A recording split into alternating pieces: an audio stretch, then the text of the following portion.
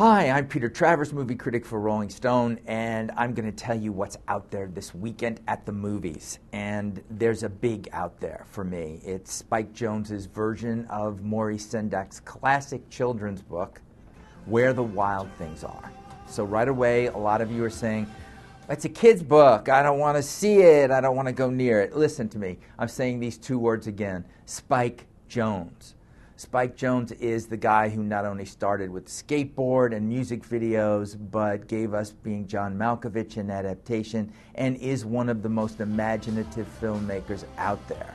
When you take a book like that, you've got maybe 10 sentences, maybe 330 words. This is what's there. So he and Dave Eggers, whom he collaborated on the screenplay, have to make something else happen. And just to briefly say what happened, since Sendak was so brief about creating it, there's a 9-year-old boy named Max, played by a newcomer called Max Records. How do you like that, Max and Max? Who I think gives maybe the best performance of by a child that I've seen anyway in this century. This kid is so natural, so terrific, so good. And the visuals are so good. And you're saying to yourself, is it animated? What is it? Well, it's not. Spike Jonze, when this kid runs away from home, when he decides that his divorced mother isn't understanding him, when his older sister just cares about her friends, when mom's got a new boyfriend, when he's filled with these feelings and furies he can't articulate, runs away. You know, in Sendak, he never leaves his bedroom, and the bedroom morphs into this island with all of these creatures on it, these beasties. But no, this time Spike Jonze has him run away, get in a sailboat, and go to this island where he can be free, where he can do what kids want to do, which is play. But there's sadness there too, because these creatures who are 9 feet tall, there's puppeteers inside of them. They really created the costumes, they didn't make miniatures, this is what they are. Cost a lot of money to make this movie. The voices that were hired to do it, James Gandolfini especially, who plays Carol, the main beastie, but we've got Lauren Ambrose, Catherine O'Hara, Paul Dano, really good actors doing this. The only time that Spike Jonze deals with computers is for the facial expressions on these creatures. And to me, this is as imaginative and innovative a movie as 2009 has given us. You know, I've read some critics who have done early reviews, and they have said things like, well, nothing really happens. Nothing really happens? I'm telling you, people, a lot happens. When this kid is on the island, when he makes himself king, he's going to come face to face with creatures who are as real as he is, who are suffused with sadness the way he is. In fact, these creatures say to him, make the sadness go away. He can't really do that. And so what you're watching is not a linear progression with some fake Disney plot in it.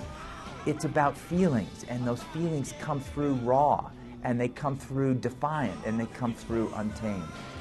You can hear me. I'm loving this movie. I don't want to hear people that say, oh, I wanted it to be like every other kid's movie. It's not.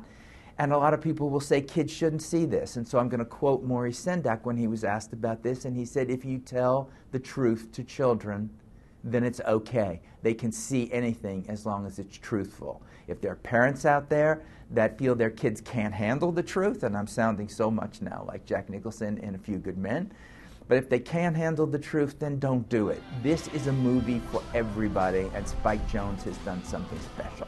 I'll meet you up. I love you so. I want you to be king forever. Definitely. Where the Wild Things Are, you got to go. And I want to put in a good word, too, for Karen O of the Yeah Yeah Yeahs, who has done songs in this movie that just help bring these characters to life with a kind of vibrancy that I haven't heard so long in a score. I mean, right across the board, everything's working in this movie. That means I now have to switch to movies where nothing works. Scumbucket time. Where is it? I want that bucket. I have to have it, because the movie people are probably going to see this weekend in bigger numbers than Where the Wild Things Are, to make me as depressed as I was last week when you all went to couples retreat, even though I said, don't go. It sucks. You know, you went, and then you saw how much money you wasted. This one, I've seen every kind of commercial on TV for. It's called Law Abiding Citizen. It stars Gerard Butler and Academy Award winner Jamie Foxx. This is a paycheck movie. This is a movie that steals from other action movies, especially the Charlie Bronson Death Wish series.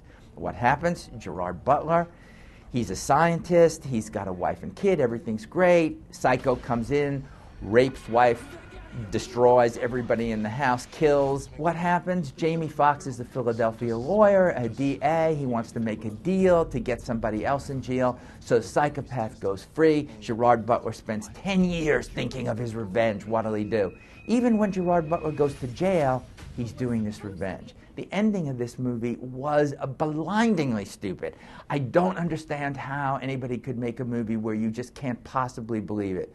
I would have to have many beers and a lot of pizza watching this on Netflix to even be a little bit charitable to it. You're going to go. I can't stop you. I want to stop you, but I can't. I admit failure.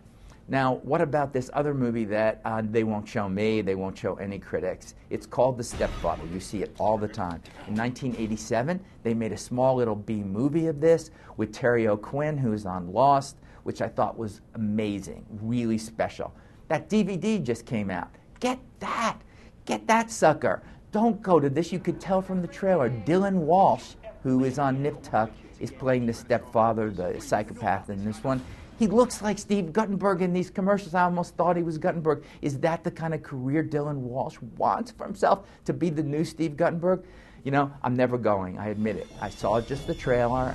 I could be wrong. There's a 1 in 1 billion chance that The Stepfather is really a great movie, and you're going to go out there and see it. I'm not. But if you do it, and there's a million of you out there that really feel this is something I should see, maybe I'll change my mind.